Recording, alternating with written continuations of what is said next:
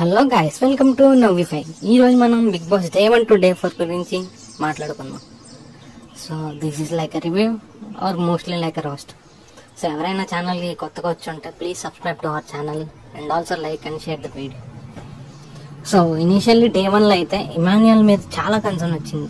వేరేజ్ mask మ్యాన్ని గుండంకులు అన్నందుకు అది పెద్ద రీజనే కాదు భయ్య. ఇప్పుడు నేనే ఉన్నాను, ఇప్పుడు ఈ రోస్ట్ వీడియో చేశాను అనుకో, నా మీదకి వచ్చి ఏమన్నా ఫైర్ అయిపోతాడా మాస్క్ మ్యాన్ వచ్చి?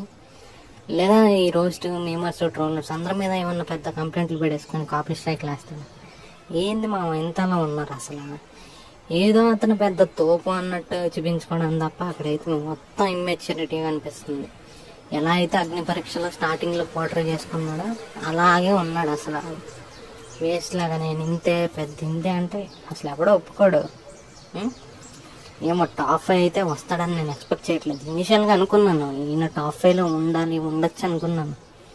ఇప్పుడు అర్థమవుతుంది ప్రతి మ్యాటర్లో దూరెత్తాడని, అది ఇది అని మాట్లాడతాడు, సెన్స్ లేకుండా ఏదేదో మాట్లాడతాడు భయ్య.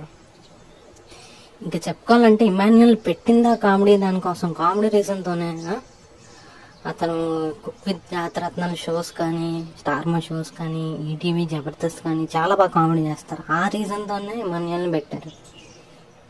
కానీ అలా ఉంటుంటే ఏమో కంటెస్టెంట్స్కి నచ్చట్లేదు, దానివల్ల గొడవలు వస్తున్నాయి. ఇంకా ఇమాన్యుయల్ లాంటి కామెడీ పర్సన్ కామెడీ చేయడానికి కూడా ఇంకా ఒక క్లోజ్డ్ సర్కిల్ అయిపోద్ది. సో ఆ టైంలో హరీష్ గారు అలా రియాక్ట్ అవ్వకుండా లేటర్ ఆన్ రియాక్ట్ అయ్యి, నువ్వు అలా అనుకో, నీ లిమిట్స్ ఏంటో నువ్వు తెలుసుకో, ఇది చాలా తప్పు అనిపించింది. బట్ నేను ఒప్పుకుంటాను, హరీష్ గారు ఫుడ్ తెచ్చి ఇవ్వడం కానీ ఎందుకు ఇచ్చారంటే ఇమాన్యుయల్ పని చేశాడు కాబట్టి ఇచ్చారు, ఏదో కన్సర్న్తో వచ్చేసి ఇచ్చేసినట్టు కాదు కదా అక్కడ.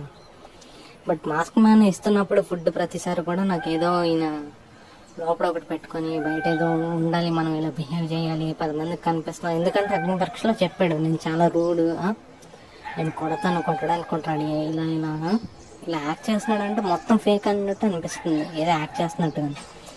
But it's okay. సో ముందు ఇంకా చాలా వీక్స్ ఉన్నాయి కాబట్టి చూద్దాం.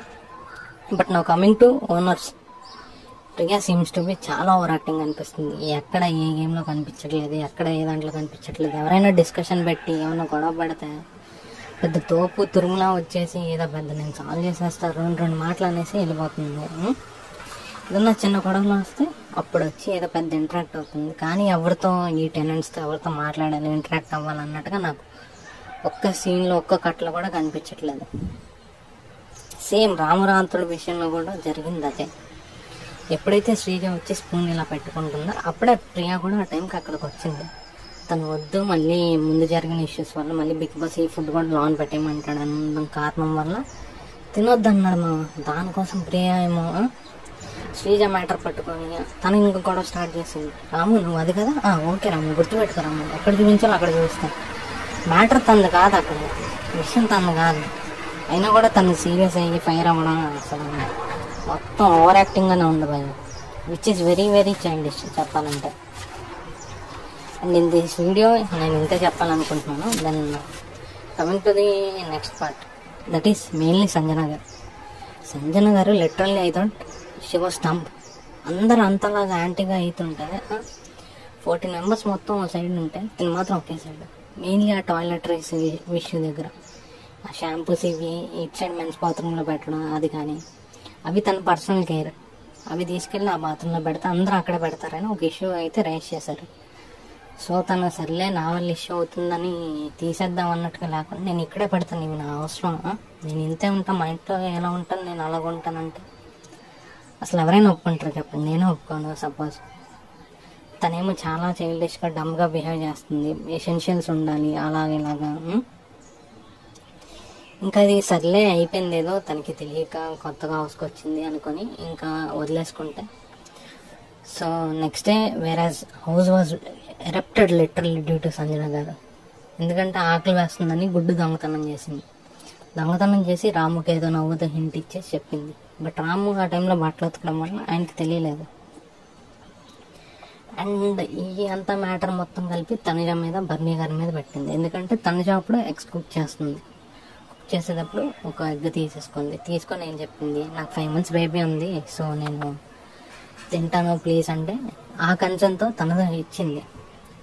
తర్వాత వెళ్ళేటప్పుడు బర్నీ గారికి చూపించిందంట. బట్ బర్నీ గారి దూరంలో కనిపించలేదు కాబట్టి ఇట్స్ ఓకే, అది వదిలేసినా కూడా ఆ కన్సర్న్ వల్ల ఇచ్చింది. బట్ లేటర్ ఆన్ ఎప్పుడైతే గొడవ స్టార్ట్ అయిందో తనుజ నిజం చెప్పే అన్నది. అసలు తన మీద కన్సర్న్తోనే ఇచ్చింది. బట్ తను అలా చెప్పడం అయితే నాకు నిజంగా నచ్చలేదు భయ్య. వరస్ట్ క్యారెక్టర్ అనిపించింది. తనేమో నా పెయిన్ మీకెందుకు తెలుసు అంటది. మరి అంత పెయిన్ ఉన్నప్పుడు 5 months బేబీని వదిలేసుకొని వచ్చినప్పుడు బిగ్ బాస్కి ఎవడైనా రమ్మన్నాడా? ఆడియన్స్ ఏమైనా రిక్వెస్ట్ చేశారా? ఫ్యాన్స్ ఏమైనా రిక్వెస్ట్ చేస్తారా? చేయరు కదా. మరి అక్కడ తనుజ గారు తప్పలేదు. But she portrayed like that.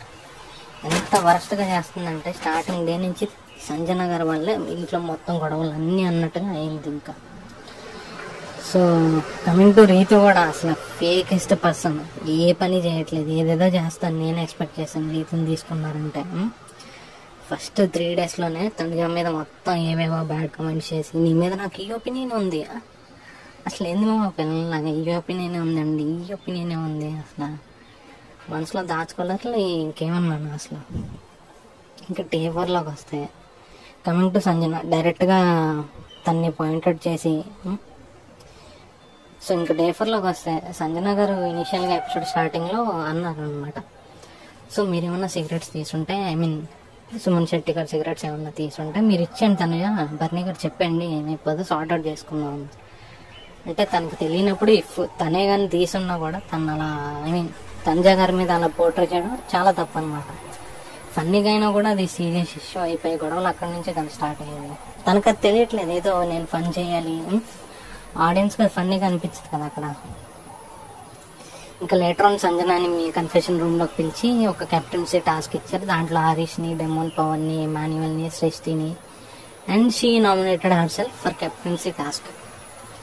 So later on ఈ కెప్టెన్సీ టాస్క్లోని మనీష్ గారిని మనకి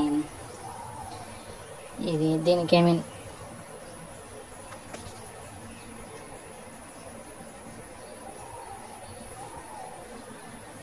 ఈ టాస్క్కి మనీష్ గారిని లీడర్ కింద పెట్టారు.